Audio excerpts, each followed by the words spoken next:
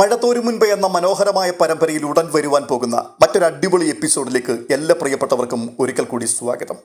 Stanley ജോസഫിനെ തേടിയെത്തിയ ബാലചന്ദ്ര മേനോൻ വൈജയന്തിക്ക് എന്തു സംഭവിച്ചുവെന്നും ഇപ്പോൾ അവൾ എവിടെയാണ് എന്നുമുള്ള കാര്യങ്ങളെല്ലാം വളരെ കൃത്യമായി പറഞ്ഞു വെച്ചു.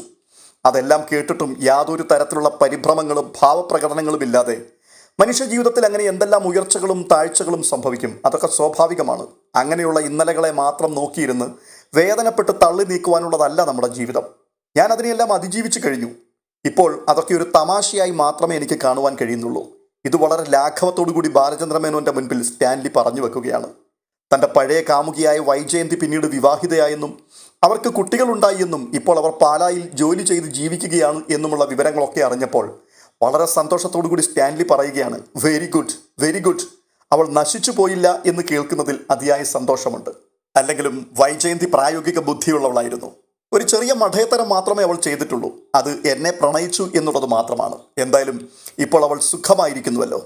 അത്രയുമൊക്കെ കേട്ടിട്ടും യാതൊരു കുലുക്കവുമില്ലാത്ത വിസ്കിയും നുണഞ്ഞുകൊണ്ട് ഒരു കഥ കേട്ട ലാഘവത്തോടു കൂടി കഴിഞ്ഞകാല ജീവിതത്തെ വിസ്മരിക്കുവാൻ തയ്യാറായ സ്റ്റാൻലിയുടെ മുഖത്തേക്ക് നോക്കി ബാലചന്ദ്ര മേനോൻ പിന്നെയും പറയുകയാണ്, നിങ്ങൾക്ക് രണ്ടുപേർക്കും ഒന്നും നഷ്ടപ്പെട്ടിട്ടില്ലായിരിക്കാം, പക്ഷെ നഷ്ടപ്പെട്ടവർ വേറെയുണ്ട്. അവരുടെ നഷ്ടം വലുതുമാണ്. അത്രയും കേട്ടപ്പോഴേക്കും ആ പറഞ്ഞതിൻ്റെ അർത്ഥം മനസ്സിലാക്കുവാൻ കഴിയാതെ സ്റ്റാൻലി ജിജ്ഞാസയോടുകൂടി ബാലചന്ദ്ര മേനോന്റെ മുഖത്തേക്ക് നോക്കുമ്പോൾ ബാലചന്ദ്രൻ അടുത്ത കഥയുടെ ചുരുളഴിക്കുകയാണ്. അതെ, അത് അലീനയുടെ കഥയായിരുന്നു. അവിടെയാണ് കഴിഞ്ഞ എപ്പിസോഡ് നമ്മൾ അവസാനിപ്പിച്ചത്. ഇന്ന് നിർത്തിയെടുത്ത് നിന്ന് വീണ്ടും തുടങ്ങുകയാണ്. അതിനു മുൻപായി ഇതുവരെ നിങ്ങൾ ഈ ചാനൽ സബ്സ്ക്രൈബ് ചെയ്തിട്ടില്ലെങ്കിൽ ദയവായി ഒന്ന് സബ്സ്ക്രൈബ് ചെയ്ത് കൂടെ കൂടണമെന്ന് ഓർപ്പിക്കുന്നു. കാരണം ധാരാളം ആൾക്കാർ വീഡിയോ കാണുന്നുണ്ടെങ്കിലും സബ്സ്ക്രൈബ് ചെയ്യുന്നവർ വിരലിലെണ്ണാൻ മാത്രമാണ്. അതുകൊണ്ട് ദയവ് ചെയ്ത് ഈ ചാനൽ നിങ്ങൾ ഇഷ്ടപ്പെട്ടാൽ സബ്സ്ക്രൈബ് ചെയ്യുകയും വീഡിയോ ഇഷ്ടപ്പെട്ടാൽ ലൈക്ക് ചെയ്യുകയും ഹൈപ്പ് ചെയ്യുകയും ഒപ്പം നിങ്ങളുടെ വിലയേറിയ കമൻറ്റുകൾ അത് കമൻറ്റ് ബോക്സിൽ രേഖപ്പെടുത്തുകയും ചെയ്യുവാൻ മറക്കരുത് എന്ന് ഓർപ്പിക്കുന്നു. നമുക്ക് കഥയിലേക്ക് പോകാം. ബാലചന്ദ്ര മേനോന്റെ മുഖത്തേക്ക് തന്നെ നോക്കിയിരിക്കുന്ന സ്റ്റാൻലി ജോസഫിനോട് ബാലചന്ദ്രൻ പറയുകയാണ്, നെയ്യാറ്റിൻകരയിലെ ഹോസ്പിറ്റലിൽ വെച്ച് വൈജയന്തി പ്രസവിച്ച കുഞ്ഞ് മരിച്ചുപോയി എന്നാണല്ലോ നിങ്ങളും വൈജയന്തിയും അടക്കം സകലരും വിശ്വസിച്ചിരിക്കുന്നത്. പക്ഷേ അതൊരു തെറ്റിദ്ധരിപ്പിക്കൽ മാത്രമായിരുന്നു. നിങ്ങളുടെ കുടുംബക്കാർക്ക് അതിൽ പങ്കുണ്ടോ എന്ന് എനിക്ക് അറിഞ്ഞുകൂടാ. പക്ഷേ വൈജയന്തിയുടെ അമ്മാവൻ രാവണ്ണി മേനോനും അച്ഛൻ കുഞ്ഞിരാമ മേനോനും അയാളുടെ ആൺമക്കൾക്കും അറിയാമായിരുന്നു വൈജയന്തി പ്രസവിച്ചത് ചാപിള്ളയല്ല, ജീവനുള്ളൊരു പെൺകുഞ്ഞിനെയായിരുന്നുവെന്ന്. അത്രയും കേട്ടപ്പോഴേക്കും ഒരു ഞെട്ടലോടുകൂടി സ്റ്റാൻലി ചോദിക്കുകയാണ്, നിങ്ങൾ എന്താണ് മിസ്റ്റർ ബാലചന്ദ്രൻ ഉദ്ദേശിക്കുന്നത്? അപ്പോൾ കുട്ടിയെ അവർ മനഃപൂർവ്വം കൊന്നു കളഞ്ഞിട്ടൊന്നുമില്ല. അത്രയും ക്രൂരത അവർ കാണിച്ചിട്ടില്ല. പകരം ഒരു ഓർഫനേജിന് ഇഷ്ടദാനമായി നൽകി. 23 വർഷങ്ങൾ അവൾ ഒരു അനാഥ പെൺകുട്ടിയായി ജീവിച്ചു. ബാലചന്ദ്ര മേനോൻ ഒരു നിമിഷമൊന്ന് നിർത്തി. എന്നിട്ട് വീണ്ടും അമ്പരപ്പോടുകൂടി നോക്കിയിരിക്കുന്ന സ്റ്റാൻലിയുടെ മുഖത്ത് നോക്കിക്കൊണ്ട് പറയുകയാണ്, സംശയിക്കണ്ട, അവൾ ഇപ്പോഴും ജീവിച്ചിരിപ്പുണ്ട്. അവളാണ് ഞാൻ മുൻപേ പറഞ്ഞ അലീന, നിങ്ങളെപ്പോലെ തന്നെ നായ്ക്കളെ സ്നേഹിക്കുന്ന പെൺകുട്ടി. സ്റ്റാൻലി തിരിച്ചൊന്നും പറയുവാൻ കഴിയാതെ ഷോക്കടിച്ചതുപോലെ ഇരിക്കുകയാണ്. ബാലചന്ദ്ര മേനോൻ സ്റ്റാൻലി ജോസഫിന്റെ മുഖത്തെ വികാരഭേദങ്ങൾ നിരീക്ഷിക്കുകയായിരുന്നു. അയാൾ അർത്ഥരഹിതമായി 2-3 തവണ തലയാട്ടി. താൻ പറഞ്ഞത് ഈ പട്ടാളക്കാരന് വിശ്വാസമായിട്ടില്ല എന്ന് ബാലചന്ദ്ര മേനോന് തോന്നി. അപ്പോൾ സ്റ്റാൻലി, എനിക്ക് 23 വയസ്സുള്ളൊരു മകളുണ്ടെന്നാണ് നിങ്ങൾ പറഞ്ഞു വരുന്നത് അല്ലേ? അത് പറയുമ്പോൾ മുഖത്ത് ഗൗരവം നിലനിർത്തുവാൻ അയാൾ ശ്രമിച്ചുവെങ്കിലും അയാളുടെ ശബ്ദം ദുർബലമായി വരുന്നത് ബാലചന്ദ്ര മേനോന് മനസ്സിലാക്കുവാൻ കഴിഞ്ഞു. ബാലചന്ദ്രൻ പറയുകയാണ്, കൃത്യമായ പ്രായം എന്നേക്കാൾ നിങ്ങൾക്കായിരിക്കും അറിയാവുന്നത്. ചിലപ്പോൾ 23.5 കഴിഞ്ഞിരിക്കും. പക്ഷേ നിങ്ങൾക്ക് എന്തെങ്കിലും സംശയമുണ്ടെങ്കിൽ അത് നിങ്ങളുടെ മകൾ തന്നെയാണോ എന്ന് തിരിച്ചറിയുവാനുള്ള പരിശോധനകളൊക്കെ ഈ കാലത്ത് ധാരാളം നിലവിലുണ്ട്. ഉടൻ തന്നെ താൻ അങ്ങനെയൊന്നും വേഗത്തിൽ പതറിപ്പോകുന്ന വ്യക്തിയല്ല എന്ന് സ്ഥാപിക്കുന്ന രീതിയിൽ സ്റ്റാൻലി വീണ്ടും പറയുകയാണ്, ഞാൻ തർക്കിച്ചില്ലല്ലോ മിസ്റ്റർ ബാലചന്ദ്രൻ. ഒരുപക്ഷെ നിങ്ങൾ പറയുന്നത് ശരിയായിരിക്കാം. എൻ്റെ കൂടെ താമസിക്കുന്ന കാലത്ത് വൈജയന്തി ഗർഭിണിയായിരുന്നു. ലോകത്ത് ഇങ്ങനെയുള്ള സംഭവങ്ങൾ വല്ലപ്പോഴുമൊക്കെ ഉണ്ടാവാറുണ്ട്. അതുകൊണ്ട് നിങ്ങൾ പറഞ്ഞതൊന്നും ഞാൻ കണ്ണുമടച്ചങ്ങ് നിഷേധിക്കുന്നില്ല. ബാലചന്ദ്ര മേനോൻ ആശ്ചര്യത്തോടെ സ്റ്റാൻലിയുടെ മുഖത്തേക്ക് തന്നെ തുറച്ചു നോക്കിയിരിക്കുകയാണ്. അപ്പോൾ വീണ്ടും അയാൾ ചോദിക്കുകയാണ്, അല്ല മിസ്റ്റർ ബാലചന്ദ്ര മേനോൻ, നിങ്ങൾ ഈ ഒരു കരു എൻ്റെ മുൻപിലേക്ക് നീക്കി വെച്ചിട്ട് എന്നെ ബ്ലാക്ക് മെയിൽ ചെയ്യാനൊന്നും അല്ലല്ലോ വന്നത്, ആണോ? എനിക്ക് അതിൻ്റെ ഒന്നും ആവശ്യമില്ല. പിന്നെ എന്താണ് ഇങ്ങനെ ഒരു വെളിപ്പെടുത്തലുമായി നിങ്ങൾ വന്നതിൻ്റെ പിൻപിലുള്ള ഉദ്ദേശം? ആ കുട്ടിക്ക് എന്തെങ്കിലും സഹായം ആവശ്യമുണ്ടോ? ഞാനൊരു പിശുക്കനൊന്നുമല്ല ബാലചന്ദ്രൻ. എന്തെങ്കിലും വേണമെങ്കിൽ ഞാൻ കൊടുക്കാം. അതോ എൻ്റെ സ്വത്തിൻ്റെ ഒരു ഷെയർ അവൾക്ക് കൊടുക്കണമെന്നാണോ നിങ്ങൾ പറയാൻ ഉദ്ദേശിക്കുന്നത്? അയാളുടെ ആ സംസാര രീതി കേട്ടിട്ട് ബാലചന്ദ്ര മേനോൻ ശബ്ദമില്ലാതെ ചിരിച്ചുകൊണ്ട് നിഷേധാർത്ഥത്തിൽ തലവെട്ടിച്ചു. എന്നിട്ട് പറയുകയാണ്, നിങ്ങൾ ഒന്നും തരണ്ട. അവളുടെ അച്ഛൻ എങ്ങനെ ഇരിക്കുന്നു എന്നൊന്ന് കാണുവാൻ വേണ്ടി വന്നതാണ് ഞാൻ. അവൾ എൻ്റെ മകളായിരുന്നുവെങ്കിൽ എന്ന് ഞാൻ പലപ്പോഴും കൊതിച്ചിട്ടുണ്ട്. ഒരിക്കലും കാണാത്ത നിങ്ങളോട് അസൂയ തോന്നിയിട്ടുമുണ്ട്. എന്നാലും ഇപ്പോഴവൾ എൻ്റെ മകളെപ്പോലെ അല്ല എന്നുള്ളതല്ല ഞാൻ ഈ പറയുന്നതിൻ്റെ അർത്ഥം. എന്നെയാണ് അവൾ അച്ഛനെ പോലെ കരുതുന്നത്. അച്ഛ എന്ന് വിളിക്കുന്നതും എന്നെ തന്നെയാണ്. എന്നാലും അതിനും അപ്പുറത്ത് നമുക്കൊരു സ്വാർത്ഥതയുണ്ടല്ലോ മിസ്റ്റർ സ്റ്റാൻലി. സ്റ്റാൻലി തോറ്റുകൊടുക്കാൻ തയ്യാറല്ല. അയാൾ ഗൗരവം വിടാതെ തന്നെ നെറ്റിച്ചുളിച്ച് ബാലേന്ദ്രന്റെ മുഖത്തേക്ക് നോക്കിക്കൊണ്ട് ചോദിക്കുകയാണ്, അല്ല, നിങ്ങൾ ആരാണെന്ന് ഇതുവരെ വെളിപ്പെടുത്തിയില്ല. വൈജയന്തിയുടെ ഫാമിലിയിൽപ്പെട്ട ആരോ ആണെന്ന് ഞാൻ ഊഹിക്കുകയാണ്. ഓ, അത് ശരി. മേനോൻ എന്ന വാലുള്ളത് കൊണ്ടാണ് അങ്ങനെ ഊഹിച്ചത് അല്ലേ?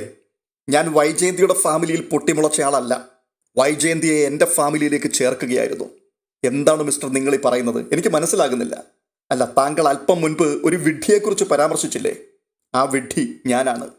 കൈതക്കൽ മാളിക വീട്ടിൽ വൈജയന്തിയുടെ ഇപ്പോഴത്തെ ഭർത്താവ്. അവളുടെ ആദ്യ പുരുഷൻ നിങ്ങളായിരുന്നുവെന്നും 23 വർഷങ്ങൾക്ക് മുൻപ് നിങ്ങൾ അവളിലൊരു കുഞ്ഞിനെ ജനിപ്പിച്ചിരുന്നുവെന്നും ഞാൻ അറിഞ്ഞിട്ട് കുറച്ചു മാസങ്ങൾ മാത്രമേ ആയിട്ടുള്ളൂ. ഇത് പറയുമ്പോൾ ബാലചന്ദ്രമേനോന്റെ സ്വരത്തിൽ ആത്മനിന്ദ നിഴലിച്ചു നിന്നു. അത്രയും കേട്ടപ്പോഴേക്കും സ്റ്റാൻലിയുടെ മുഖം വല്ലാതെ വിവരണമായി. യുദ്ധരംഗങ്ങളിൽ ശത്രു സൈന്യത്തിനെതിരെ പതറാതെ മുന്നേറിയിട്ടുള്ള അയാൾക്കിപ്പോൾ ബാലചന്ദ്രമേനോനെ അഭിമുഖീകരിക്കുവാൻ പോലും കഴിയാത്ത അവസ്ഥയായി. പെട്ടെന്ന് നീണ്ടു നിവർന്നൊരു ഫ്ലവർ വേസ് പോലെ തോന്നിച്ച മദ്യക്കുപ്പിയെടുത്ത് അയാൾ അതിനകത്തു നിന്നും മദ്യം ഗ്ലാസ്സിലേക്ക് പകർന്നു. അതിന്റെ അളവ് തെറ്റി. കുപ്പി മാറ്റിയപ്പോൾ കുറച്ച് മദ്യം ടീപ്പോയുടെ മേൽ വീഴുകയും ചെയ്തു. ഐസ് ക്യൂബുകൾ ഇടാതെ, സോഡ ചേർക്കാതെ സ്റ്റാൻലി ജോസഫ് ഗ്ലാസ് എടുത്ത് ഒരു ദാഹാർത്തനെ പോലെ മദ്യം അണ്ണാക്കിലേക്ക് ഒഴിച്ചു. നേരം സന്ധ്യയായി വരികയാണ്. ഹാളിലേക്ക് ഇരുട്ട് അരിച്ചരിച്ചു വന്നുകൊണ്ടേയിരുന്നു. സ്റ്റാൻലിയുടെ ചുരുട്ടിനറ്റത്തെ കനൽക്കുത്തിന് തിളക്കം കൂടി. അയാൾ എന്തോ മറന്നതുപോലെ ചുമരിനരികെ നിൽക്കുകയാണ്. സോഫായ്ക്കടുത്തേക്ക് തിരികെ വരുമ്പോഴേക്കും അയാൾക്ക് പെട്ടെന്ന് ഓർമ്മ വീണ്ടും കിട്ടി. വീണ്ടും ചുമരിനടുത്തേക്ക് എന്നിട്ട് മുറിയിലെ ലൈറ്റ് ഇട്ടു. അതിനുശേഷം അയാൾ ആലോചനയോടെ ഹാളിലൂടെ അങ്ങോട്ടും ഇങ്ങോട്ടും നടക്കുവാൻ തുടങ്ങി. ഈ സമയം അത്രയും ബാലചന്ദ്രമേനോൻ അയാളെ നോക്കി വെറുതെ ഇരിക്കുകയായിരുന്നു. സ്റ്റാൻലി തിരികെ വന്ന് സോഫയിലിരുന്നു. ഗ്ലാസ്സിലേക്ക് വീണ്ടും മദ്യം പകർന്നു. ബാലചന്ദ്രമേനോൻ ഈ സമയത്ത് മെല്ലെ എഴുന്നേറ്റു. സ്റ്റാൻലി ചോദ്യഭാവത്തിൽ അയാളുടെ മുഖത്തേക്ക് നോക്കുകയാണ്. അപ്പോൾ ബാലചന്ദ്രൻ, സന്ധ്യയാവുന്നു, എനിക്ക് പോകണം. കുട്ടികൾ തനിച്ചേ ഉള്ളൂ വീട്ടിൽ. നമ്മൾ സംസാരിച്ചു തീർന്നില്ലല്ലോ മിസ്റ്റർ. ഇനി എന്താണ് സംസാരിക്കാനുള്ളത്? എനിക്ക് പറയാനുള്ളത് ഞാൻ പറഞ്ഞു കഴിഞ്ഞു. താങ്കൾ ഇങ്ങനെ ധൃതി പിടിച്ചാലോ? ചെറിയ കാര്യങ്ങളല്ല ഇവിടെ ഇരുന്ന് നിങ്ങൾ പറഞ്ഞത്. 1, എനിക്ക് 23 വയസ്സ് കഴിഞ്ഞൊരു മകളുണ്ട്. 2, അവളുടെ അമ്മയെ നിങ്ങളാണ് കല്യാണം കഴിച്ചിരിക്കുന്നത്. രണ്ടും എൻ്റെ ചെവിയിൽ എത്തിയിട്ടേ ഉള്ളൂ. എനിക്കത് ഉൾക്കൊള്ളുവാൻ സമയം കുറച്ച് വേണം. അപ്പോൾ ബാലചന്ദ്രൻ, എൻ്റെ ജോലി കഴിഞ്ഞുവെന്നാണ് ഞാൻ പറഞ്ഞത്. ഞാൻ ഈ പറഞ്ഞതിനോട് നിങ്ങളുടെ മനോഭാവം എന്താണോ അതിനെ ആശ്രയിച്ചിരിക്കും ബാക്കി കാര്യങ്ങളൊക്കെ. മനസ്സിലാവുന്നുണ്ട്. താങ്കൾ ഇരിക്കൂ. ഇവിടെ വന്നിട്ട് ഒരു ബോംബിട്ട് കടന്നു കളയുന്നത് ശരിയാണോ? എനിക്ക് പലതും ചോദിക്കാനുണ്ട് ബാലേന്ദ്രൻ. പല സംശയങ്ങളുമുണ്ട്. അതൊക്കെ എനിക്ക് ബോധ്യപ്പെടണം. എൻ്റെ അനുവാദം കൂടാതെ നിങ്ങൾക്ക് ഇവിടുന്ന് പോകാൻ പറ്റില്ല. സ്റ്റാൻലിയുടെ സ്വരത്തിൽ അല്പം കാർക്കശ്യമുണ്ടായിരുന്നു. ആ ശബ്ദം പുറത്തേക്ക് വന്നപ്പോഴേക്കും അവിടെ അലസമായി കിടന്നിരുന്ന നായ്ക്കൾ ചാടി എഴുന്നേറ്റു. അവറ്റകൾ സ്റ്റാൻലിയുടെയും ബാലചന്ദ്രന്റെയും മുഖത്തേക്ക് മാറി മാറി നോക്കി. തങ്ങളുടെ യജമാനൻ അസ്വസ്ഥനാണ് എന്ന് അവറ്റകൾക്ക് മനസ്സിലാക്കുവാൻ കഴിഞ്ഞു. സ്റ്റാൻലി ഒന്ന് വിരൽ ഞൊടിച്ചാൽ ഈ നായ്ക്കൾ മുഴുവനും തൻ്റെ മേൽ നിമിഷ നേരം കൊണ്ട് ചാടി വീഴുമെന്ന് ബാലചന്ദ്രമേനോന് തോന്നി. അയാൾ മെല്ലെ വീണ്ടും സെറ്റിയിലേക്കിരുന്നു. എന്നിട്ട് ചോദിക്കുകയാണ്, എന്തൊക്കെയാണ് താങ്കൾക്ക് അറിയേണ്ടത്? ആ ചോദ്യത്തിന് സ്റ്റാൻലി ഒരു മറുചോദ്യമായിരുന്നു ചോദിച്ചത്. മിസ്റ്റർ ബാലചന്ദ്രൻ, നിങ്ങളിതെല്ലാം അറിഞ്ഞുകൊണ്ടാണോ വൈജയന്തിയെ വിവാഹം കഴിച്ചത്? ഒരിക്കലുമല്ല. കഴിഞ്ഞ 22 വർഷക്കാലവും അവൾ എന്നിൽ നിന്നും എല്ലാം മറച്ചു വെച്ചു. പതിവ്രതയായി അവൾ എൻ്റെ മുമ്പിൽ അഭിനയിച്ചു. മിസ്റ്റർ ബാലചന്ദ്രൻ, താങ്കൾ അതിൽ രോഷാകുലനാകേണ്ട കാര്യമില്ല. സ്ത്രീകൾക്ക് അങ്ങനെ ചെയ്യാൻ പറ്റൂ, അല്ലെങ്കിൽ അവരുടെ ജീവിതം നഷ്ടപ്പെട്ടു പോകും. വിവാഹത്തിന് മുമ്പ് പ്രേമിച്ചുവെന്നും കാമുകനോടൊപ്പം ജീവിച്ചുവെന്നും ഒരു കുഞ്ഞിനെ പ്രസവിച്ചുവെന്നൊക്കെ തുറന്നു പറഞ്ഞിരുന്നെങ്കിൽ താങ്കൾ അവളെ കല്യാണം കഴിക്കുമായിരുന്നോ? മറ്റാരെങ്കിലും അവളെ കല്യാണം കഴിക്കുമായിരുന്നോ? 22 വർഷത്തിന് ശേഷം താങ്കൾ അത് എങ്ങനെ അറിഞ്ഞാലും ശരി, അത് താങ്കളുടെ നിർഭാഗ്യമെന്ന് മാത്രമേ പറയുവാൻ കഴിയൂ. ബാലചന്ദ്രമേനോൻ അത് കേട്ടിട്ട് ചെറുതായി ഒന്ന് പുഞ്ചിരിച്ചു. എന്നിട്ട് പറയുകയാണ്, എൻ്റെ നിർഭാഗ്യമല്ല, വൈജയന്തിയുടെ. പെട്ടെന്നൊരു ചിരിയോടുകൂടി സ്റ്റാൻലി പറയുകയാണ്, അവൾക്ക് എന്ത് നഷ്ടപ്പെടാൻ? പുരുഷനാണ് നഷ്ടം. കാരണം അവൻ്റെയാണ് സ്വത്തുക്കൾ. ഭാര്യ, മക്കൾ, വീട്, കുടുംബം, ഇതെല്ലാം അവൻ്റെ സ്വത്താണ്. അതിൽ നിന്ന് എന്തു വിട്ടുപോയാലും നഷ്ടം അവൻ്റേത് മാത്രമാണ്. വൈജയന്തിക്ക് ഇത്രയും കാലം ഭർത്താവിൻ്റെ സ്നേഹവും വിശ്വാസവും കുടുംബ സൗഭാഗ്യങ്ങളും എല്ലാം കിട്ടിയില്ലേ? അത് അവളുടെ ലാഭം. അല്ലെങ്കിൽ തന്നെ മൊത്തക്കണക്ക് കൂട്ടി തട്ടിക്കിഴിച്ചു നോക്കുമ്പോൾ പുരുഷന് നഷ്ടവും സ്ത്രീക്ക് ലാഭവും കാണിക്കുന്ന പ്രസ്ഥാനമാണ് കുടുംബം എന്ന് പറയുന്നത്. പിന്നെ ചില മിടുക്കന്മാർ ലാഭമൊക്കെ ഉണ്ടാക്കുന്നുണ്ടായിരിക്കും. പക്ഷെ ഭൂരിപക്ഷത്തിൻ്റെ കഥയാണ് ഞാൻ പറയുന്നത്. സ്റ്റാൻലി, ഞാൻ നിങ്ങളോട് വാദിച്ച് ജയിക്കാനൊന്നും വന്നതല്ല. എനിക്ക് നിങ്ങളുമായി സൗഹൃദമോ പരിചയമോ സ്ഥാപിക്കാനോ നിലനിർത്താനോ താല്പര്യവുമില്ല. ഞാൻ എൻ്റെ ശത്രുവിൻ്റെ സ്ഥാനത്ത് നിർത്തേണ്ട നിങ്ങളുമായി ഒരു കൂടിക്കാഴ്ചയ്ക്ക് തയ്യാറായത് തന്നെ അലീനയോടുള്ള എൻ്റെ കടപ്പാടും സ്നേഹവും കൊണ്ട് മാത്രമാണ്. ഞാൻ നിന്ദിതനും അപമാനിതനുമായാലും ശരി, അവൾ സംരക്ഷിക്കപ്പെടണം. അല്ലെങ്കിൽ നിങ്ങളെ കാണാനും സംസാരിക്കാനും ഞാൻ വരില്ല. വൈജയന്തിയുടെ ഒപ്പം നിർത്തി നിങ്ങളെയും വെറുക്കുകയുള്ളൂ. കാരണം നിങ്ങൾ രണ്ടുപേരും നിമിത്തം വഞ്ചിക്കപ്പെട്ട പുരുഷനാണ് ഞാൻ. മിസ്റ്റർ ബാലചന്ദ്രൻ, നിങ്ങൾ ഇങ്ങനെയൊക്കെ പറയുന്നത് കേൾക്കുമ്പോൾ എനിക്ക് വളരെ വ്യസനമുണ്ട്. പ്രത്യക്ഷത്തിൽ ഞാൻ നിങ്ങളെ അറിഞ്ഞുകൊണ്ട് ഒരിക്കലും ദ്രോഹിച്ചിട്ടില്ല. ഇറ്റ്സ് ഓക്കെ, നമുക്ക് ആ വിഷയം അങ്ങ് വിടാം. ശരി, അലീന എന്ന പെൺകുട്ടി എൻ്റെയും വൈജയന്തിയുടെയും മകളാണെന്ന് നിങ്ങൾ എങ്ങനെയാണ് അറിഞ്ഞത്? അത് ഞാൻ പറയാം. കഴക്കൂട്ടത്തിനടുത്ത് കണിയാപുരത്ത് സ്നേഹനികേതനം എന്ന ഓർഫനേജിലാണ് അലീന വളർന്നത്. വൈജയന്തിയുടെ അമ്മ കിടപ്പിലായ സമയത്ത് അവരെ പരിചരിക്കുവാൻ ഒരു സ്ത്രീയെ ആവശ്യമുണ്ടെന്ന് കാണിച്ച് ഞങ്ങൾ ന്യൂസ് പേപ്പറിൽ ഒരു പരസ്യം കൊടുത്തിരുന്നു. സ്നേഹനികേതനത്തിൻ്റെ നടത്തിപ്പുകാരിയായിരുന്ന ബ്രിജീത്താമ്മ എന്ന സ്ത്രീ ഞങ്ങൾക്ക് കത്തെഴുതി. അവരുടെ കൂടെയുള്ള അലീന എന്ന പെൺകുട്ടിയെ വിട്ടുതരാം എന്ന് സമ്മതിച്ചുകൊണ്ടായിരുന്നു ആ കത്ത്. ശരി, അവർക്കറിയാമായിരുന്നോ വൈജയന്തി പ്രസവിച്ച കുട്ടിയാണ് അലീനയെന്ന്? അറിയാമായിരുന്നിരിക്കണമല്ലോ. ആ സ്ത്രീ വൃക്കരോഗം ബാധിച്ച് അത്യാസന്ന നിലയിലായിരുന്നു അപ്പോൾ. മരിക്കുന്നതിന് മുൻപ് അവർ അലീനയോട് പറഞ്ഞു, നിന്നെ ഞാൻ അയക്കുന്നത് നിന്നെ പ്രസവിച്ച അമ്മയുടെ വീട്ടിലേക്കാണെന്ന്. പക്ഷേ ആ രഹസ്യം ഒരു കുടുംബം തകർക്കുന്നതായതിനാൽ ഒരിക്കലും മറ്റാരും അറിയാൻ ഇടവരരുത് എന്നും ബ്രിഗിത്താമ്മ പറഞ്ഞു. അതിനുശേഷം അവർ മരിച്ചു. തുടർന്ന് സ്നേഹനികേതനിലെ അന്തേവാസികൾ പല ഓർഫനേജുകളിലേക്കും ചിതറിപ്പോയി. അലീന എൻ്റെ വീട്ടിലുമെത്തി. എനിക്കും വൈജയന്തിക്കും ഞങ്ങളുടെ മക്കൾക്കും അവൾ വെറും ഒരു വേലക്കാരി മാത്രമായിരുന്നു. പക്ഷേ അലീനയ്ക്ക് വൈജയന്തി അവളുടെ പെറ്റമ്മയാണ്. എൻ്റെ മക്കൾ അവളുടെ കൂടപ്പിറപ്പുകളാണ്, അവളുടെ തന്നെ കുടുംബമാണ്. അവൾ അങ്ങനെ തന്നെ ഞങ്ങളെല്ലാം സ്നേഹിച്ചു, ശ്രദ്ധയോടെ പരിചരിച്ചു. പക്ഷേ നിർഭാഗ്യവശാൽ ജയന്തിക്ക് അവളെ കണ്ണെടുത്താൽ കണ്ടുകൂടായിരുന്നു. അതിന് ഓരോരോ കാരണങ്ങളുണ്ടായിരുന്നു. എൻ്റെ മക്കളും അവരെ കൊണ്ട് കഴിയും വിധം അലീനയെ ദ്രോഹിച്ചു. ഒടുവിൽ അവൾക്ക് എൻ്റെ വീട്ടിൽ നിന്നും എങ്ങോട്ടെങ്കിലും ഓടി രക്ഷപ്പെട്ടാൽ മതി എന്ന സ്ഥിതിയിലെത്തി. ഇതിനിടയിൽ അലീന അവളുടെ കൂട്ടുകാരിക്ക് അയച്ച ഒരു കത്ത് റീഡയറക്റ്റ് ചെയ്തു വന്നത് സാഹചര്യവശാൽ ഞാൻ കാണാനിടയായി. അതിൽ നിന്നാണ് അലീന ജയന്തിയുടെ മകളാണ് എന്നുള്ള രഹസ്യം ഞാൻ മനസ്സിലാക്കിയത്. എൻ്റെ 23 വർഷത്തെ ജീവിതമാണ് കടപുഴകി വീണത്. സത്യമറിയുവാൻ വേണ്ടി ഞാൻ ജയന്തിയുടെ മൂത്ത സഹോദരനായ ഗംഗാധരമേനോനെ നീലഗിരിയിൽ ചെന്ന് കണ്ടു. കള്ളി വെളിച്ചത്തായെന്ന് കണ്ടപ്പോൾ അയാൾ നിങ്ങളും ജയന്തിയും ആഗ്രയിൽ വെച്ച് പ്രേമിച്ചതുൾപ്പെടെ എല്ലാ സംഗതികളും എന്നോട് തുറന്നു പറഞ്ഞു. വൈജയന്തിയെ കൊന്നുകളയണമോ അതോ ആത്മഹത്യ ചെയ്യണമോ എന്ന് നിശ്ചയമില്ലാതെയാണ് ഞാൻ എൻ്റെ വീട്ടിലേക്ക് തിരിച്ചെത്തിയത്. കടുത്ത മാനസിക ക്ഷോഭം മൂലം എനിക്കൊരു സ്ട്രോക്ക് ഉണ്ടായി. അലീന കൃത്യസമയത്ത് ഹോസ്പിറ്റലിൽ എത്തിച്ചതുകൊണ്ട് ഞാൻ രക്ഷപ്പെട്ടു. ഒരു കഥ കേട്ടുകൊണ്ടിരിക്കുന്ന കൊച്ചുകുട്ടിയുടെ ഉദ്വേഗത്തോടുകൂടി ബാലചന്ദ്രന്റെ മുഖത്ത് നോക്കി സ്റ്റാൻലി ചോദിക്കുകയാണ്, അല്ല, അലീന ആരാണെന്ന സത്യം താങ്കൾ മനസ്സിലാക്കി എന്നുള്ള കാര്യം അവൾ അറിഞ്ഞിരുന്നോ ഇതിനിടയിൽ? ഇല്ല. ഹോസ്പിറ്റലിൽ നിന്നും തിരികെ എത്തിയെങ്കിലും ഞാൻ നിർബന്ധിത റെസ്റ്റിലായിരുന്നു. അലീനയാണ് എൻ്റെ കാര്യങ്ങൾ നേരാൻ വണ്ണം ശ്രദ്ധിച്ചത്. അഥവാ ആ ജോലി ഞാൻ അവൾക്ക് ഏൽപ്പിച്ചു കൊടുത്തു. അവൾക്ക് എന്നോടുള്ള ബഹുമാനവും സ്നേഹവും, സഹോദരങ്ങളോടുള്ള കരുതലും വാത്സല്യവും, കുടുംബത്തോടുള്ള കൂറും കടപ്പാടും നന്ദിയും അതൊക്കെ ആ ദിവസങ്ങൾ ഞാൻ തിരിച്ചറിയുകയായിരുന്നു. അവളൊരു അടിമയെപ്പോലെ പണിയെടുക്കുകയാണ്, പ്രതിഫലേച്ഛയില്ലാതെ. പകരം അവൾക്ക് കിട്ടുന്നത് നിന്ദയും കുത്തുവാക്കുകളും അപമാനവും ദ്രോഹപ്രവർത്തികളും മാത്രം. എന്നിട്ടും അവൾക്ക് പരാതിയോ പരിഭവങ്ങളോ ഇല്ല. അതെന്നെ വല്ലാതെ സ്പർശിച്ചു. ഞാൻ അവളെ എൻ്റെ പക്ഷത്ത് നിർത്തുവാൻ തീരുമാനിച്ചു. അവളുടെ പരിചരണവും സ്നേഹപൂർണമായ പെരുമാറ്റവും എനിക്ക് മനസ്സമാധാനവും സന്തോഷവും തന്നു. അവിടെ അലീനയോട് ഞാൻ കാട്ടിയ കാരുണ്യവും സ്നേഹവും അടുപ്പവും ജയന്തിയെ കൂടുതൽ അസൂയാലുവാക്കി. ഒടുവിൽ ജയന്തി ഞാനും അലീനയും തമ്മിൽ അവിഹിത ബന്ധമുണ്ട് എന്നാരോപിച്ച് അവളെ വീട്ടിൽ നിന്നും പുറത്താക്കുവാൻ ശ്രമിച്ചു. കലഹം ഒഴിവാക്കുവാൻ വേണ്ടി അലീന നാട് വിട്ടുപോകുവാൻ തയ്യാറാവുകയും ചെയ്തു. ഓ, ഐ സീ. ഇതൊക്കെ എന്ന് സംഭവിച്ചു മിസ്റ്റർ മേനോൻ? കഷ്ടിച്ച് ഒരു 3 മാസം മുൻപ്. എന്നിട്ട് അലീന വീട് വിട്ട് എങ്ങോട്ട് പോയി? പോയില്ല. പോകാൻ ഞാൻ സമ്മതിച്ചതുമില്ല. പോകണമെന്ന് അവൾ വാശി പിടിച്ചപ്പോൾ ഞാൻ ആ പഴയ കത്തെടുത്ത് കാണിച്ചു. അവളുടെ കൂട്ടുകാരിക്ക് അയച്ച കത്ത്. അവൾ ആരാണ് എന്നുള്ള രഹസ്യം ആരാണോ ഒരിക്കലും അറിയാൻ പാടില്ലാത്തത് ആ ഞാൻ തന്നെ അറിഞ്ഞു കഴിഞ്ഞിരിക്കുന്നു എന്ന് മനസ്സിലായതോടെ അവൾ തകർന്നുപോയി. അന്ന് ഞാനാണ് അവളെ ആശ്വസിപ്പിച്ചത്. അവൾ എൻ്റെ കൂടെ നിന്നാൽ ഞാനത് ആരോടും പറയില്ല എന്ന് അവൾക്ക് ഉറപ്പ് നൽകി. വാസ്തവത്തിൽ എനിക്ക് പിടിച്ചു നിൽക്കുവാൻ അവളുടെ പിന്തുണ അത്യാവശ്യമായിരുന്നു. ജയന്തിയെ തോൽപ്പിക്കുവാൻ എൻ്റെ കൈവശം ഒരേ ഒരു ആയുധം മാത്രമേ ഉള്ളൂ, അത് അലീനയാണ്. ആ ആയുധം ഞാൻ കൈവിട്ട് കളയില്ല എന്ന് തീരുമാനിച്ചു. ഒപ്പം ഞാൻ അവളെ എൻ്റെ മകളെപ്പോലെ തന്നെ സ്നേഹിച്ചു. അവൾക്ക് ഞാൻ അച്ഛനായി. അച്ഛ എന്നാണ് അവൾ എന്നെ വിളിക്കുന്നത്. അലീനയെ പറഞ്ഞയക്കുവാൻ ഞാൻ സമ്മതിക്കുന്നില്ല എന്ന് കണ്ടപ്പോൾ വൈജയന്തി വീട് വിട്ട് ഇറങ്ങിപ്പോയി. ആ പോക്കിൽ അവൾ ഡ്രൈവ് ചെയ്ത കാറ് ആക്സിഡന്റിൽപ്പെട്ടു. 2 മാസത്തോളം അവൾ ഹോസ്പിറ്റലിലായിരുന്നു. ഇപ്പോൾ അവൾ ഹോസ്പിറ്റലിൽ നിന്നും ഡിസ്ചാർജായി വീട്ടിലേക്ക് വന്നിട്ടുണ്ട്. വീട്ടിലേക്ക് വന്നെങ്കിലും ആരുമായും യാതൊരു സഹകരണവുമില്ല. ഒരു മുറിക്കകത്ത് അവൾ അവളുടേതായിട്ടുള്ളൊരു ലോകം സൃഷ്ടിച്ച് അതിൽ ഒതുങ്ങിക്കൂടിക്കൊണ്ടിരിക്കുകയാണ്. ഇപ്പോൾ അവളുടെ പ്രധാനപ്പെട്ട വാശി അലീനയെ ഞാൻ ആ വീട്ടിൽ നിന്നും പറഞ്ഞയച്ചില്ല എങ്കിൽ വിവാഹമോചനത്തിന് കുടുംബ കോടതിയെ സമീപിക്കും എന്നുള്ളതാണ്. അത്രയും കേട്ട ശേഷം സ്റ്റാൻലി അല്പനിമിഷം ചിന്താധീനനായിരുന്നു. എന്നിട്ട് ചോദിക്കുകയാണ്, അലീനയെ പറഞ്ഞയക്കുവാൻ താങ്കൾ തയ്യാറല്ലേ? അതിന് വീണ്ടും ബാലചന്ദ്രൻ, ഞാൻ പറഞ്ഞല്ലോ മിസ്റ്റർ സ്റ്റാൻലി, അലീനയാണ് എൻ്റെ പിടിവള്ളി. അവളെ വിട്ടുകളയുന്നത് ഞാൻ ജയന്തിയോട് തോൽക്കുന്നതിന് തുല്യമാണ്.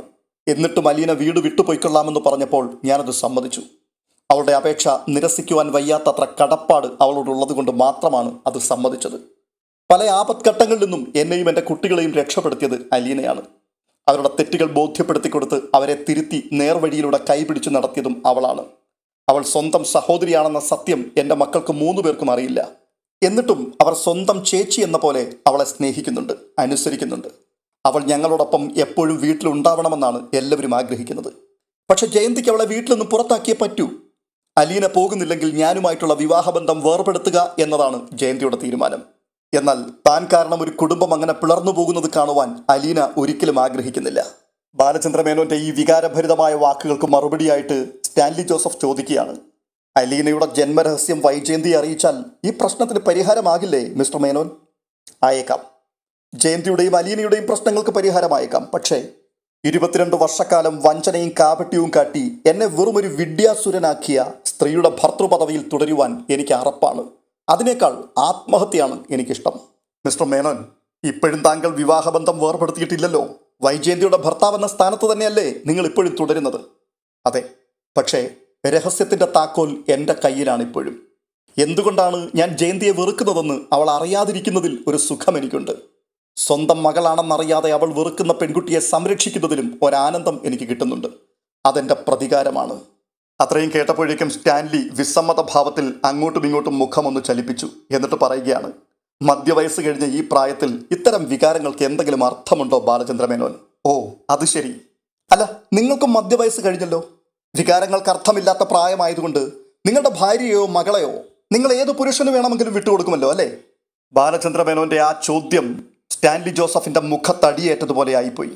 വീണ്ടും ബാലചന്ദ്രമേനോൻ ചോദിക്കുകയാണ്, നിങ്ങളുടെ ചോരയൊന്ന് തിളച്ചു പൊന്തിയതുപോലെ ഞാൻ കണ്ടു. മുഖഭാവം വ്യക്തമാക്കിയത്. സ്വന്തമെന്നൊരു വികാരം ഈ പ്രായത്തിൽ നിങ്ങൾക്കുണ്ട്, അതല്ലേ അതിൻ്റെ സത്യം? അതുപോലെ തന്നെ 22 വർഷക്കാലം സ്വന്തമെന്ന് കരുതിയ ഒരു സ്വത്ത് സ്വന്തമായിരുന്നില്ല എന്ന് മനസ്സിലാക്കിയവനാണ് ഞാൻ. നിങ്ങൾ ചോദിച്ച ചോദ്യത്തിൻ്റെ പൊരുൾ എനിക്ക് മനസ്സിലായി. പകയും വെറുപ്പുമെല്ലാം വെടിഞ്ഞ് ജയന്തിയോട് ക്ഷമിച്ച് എല്ലാവരും കൂടി ഒരുമിച്ചിരുന്ന് ഓണസദ്യയൊക്കെ ഉണ്ട് സന്തോഷമായിട്ട് അങ്ങ് കഴിഞ്ഞുകൂടെ എന്നുള്ള ചോദ്യമല്ലേ അത്? ജയന്തിയോട് ഞാൻ ക്ഷമിച്ചേനെ. അവൾ സ്വമേധയാ എല്ലാം തുറന്നു പറഞ്ഞിരുന്നുവെങ്കിൽ. ഏറ്റുപറയുന്ന കുറ്റത്തിനാണ് ക്ഷമ മിസ്റ്റർ സ്റ്റാൻലി. കണ്ടുപിടിക്കപ്പെടുന്ന തെറ്റിന് ശിക്ഷയാണ് പരിഹാരം. സ്റ്റാൻലി ജോസഫിന് മറുപടി ഒന്നുമില്ല, മൗനമായി നിൽക്കുകയാണ്. അത് കണ്ടുകൊണ്ട് ബാലചന്ദ്രൻ വീണ്ടും തുടരുകയാണ്. അലീന സ്വന്തം മകളാണ് എന്ന് ജയന്തി തിരിച്ചറിയുന്ന കാലത്തോളം മാത്രമേ ഞാനും ജയന്തിയും തമ്മിലുള്ള ബന്ധത്തിന് പ്രാബല്യമുള്ളൂ. അല്ലെങ്കിൽ തന്നെ അലീന ആരാണെന്ന് ജയന്തി മാത്രം അറിഞ്ഞാൽ മതിയോ? എൻ്റെ മക്കൾ അറിയണ്ടേ? അമ്മ വിവാഹത്തിന് മുമ്പ് പിഴച്ചു പ്രസവിച്ചു എന്ന് അറിയുന്ന മക്കൾക്ക് അമ്മയോട് തോന്നുന്നൊരു വികാരം എന്തായിരിക്കും? ജയന്തിയുടെ പൂർവ്വചരിത്രം ഞാൻ അറിഞ്ഞു എന്ന് മനസ്സിലാക്കിയ ശേഷവും എൻ്റെ ഭാര്യയായി തുടരുവാൻ അവൾക്ക് ധൈര്യമുണ്ടാകുമോ? ഒരുപാട് പ്രശ്നങ്ങൾക്ക് പരിഹാരം കണ്ടെത്തേണ്ടി വരും സ്റ്റാൻലി. സ്റ്റാൻലിക്ക് മറുപടിയൊന്നുമില്ല, മൗനം മാത്രം. ബാലചന്ദ്രമേനോനും സംഭാഷണം നിർത്തി. നായ്ക്കൾ ശാന്തരായി തല താഴ്ത്തി കിടന്നു. അല്പനേരത്തെ മൗനം ഭഞ്ജിച്ചുകൊണ്ട് വീണ്ടും സ്റ്റാൻലി ജോസഫ് ചോദിക്കുകയാണ്, അലീന ഇപ്പോഴും നിങ്ങളുടെ വീട്ടിലുണ്ടോ? ഇല്ല, അവളിപ്പോൾ എറണാകുളത്താണ്. അവളുടെ ഒരു കൂട്ടുകാരിയെ കാണുവാൻ പോയിരിക്കുകയാണ്. എൻ്റെ മകനുമുണ്ട് അവൾക്കൊപ്പം. ഓ, അലീനയുടെ നിർബന്ധത്തിന് വഴങ്ങി അവൾക്ക് വീട് വിട്ടു പോകുവാൻ അനുവാദം കൊടുത്തു എന്നല്ലേ നിങ്ങൾ അല്പം മുമ്പ് പറഞ്ഞത്?